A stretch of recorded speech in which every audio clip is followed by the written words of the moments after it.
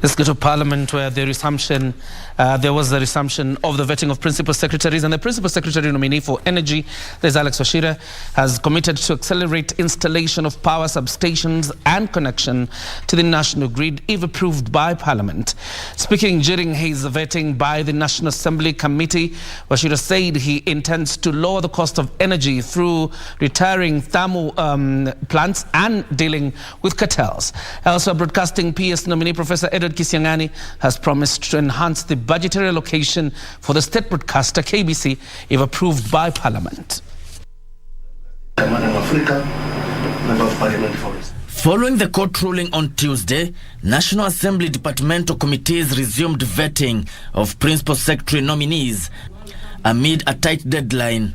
Energy Principal Secretary nominee Alex Wachira appeared before the Energy Committee to explain his plan to lower the cost of electricity in the country.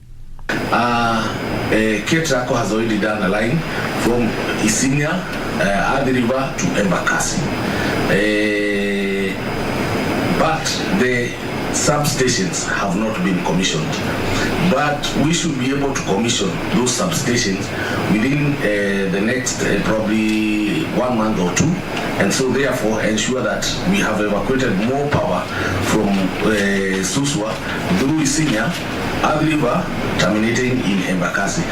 Wachira committing to prioritize completion of power lines and substations necessary to evacuate power from Olkaria geothermal plant and thereby gradually retire the thermal stations that are making power expensive. The most expensive thermal power is Muhoroni gas plant that is consuming, it's a 60 megawatts project in Muhoroni that is run on kerosene.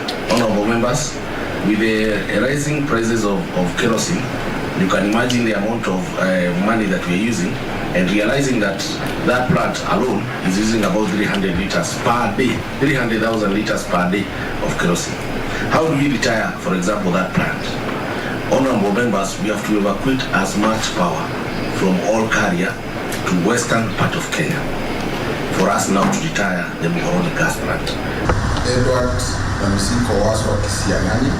Broadcasting PS nominee Professor Kisiangani appeared before the Committee on Communication, Information and Innovation. The professor committing to enhance budgetary allocation for the state broadcaster KBC as a strategy to uplift the services offered by the broadcaster. KBC is over-established, so we must address the staff establishment and make sure it has a lean space to work in, lean staff who can do the job within the required guidelines, and then we make money. So there are 6 PS nominee for Correctional Services Mary Muthoni, appearing before Justice and Legal Affairs Committee, promised to reduce congestion in prisons and introduce conjugal rights for inmates. Correctional Services, not prisons alone, has 83,000 acres of land. This is land that can be utilized with the latest machineries in agriculture. If these people have been trained while in prison how to grow our maize, how to grow our beans, how to grow soya, by the time they come out of that prison, that person will be a different person. The National Assembly committees are expected to table reports regarding nominees Thursday afternoon. Gishoke Wachira, Prime Edition.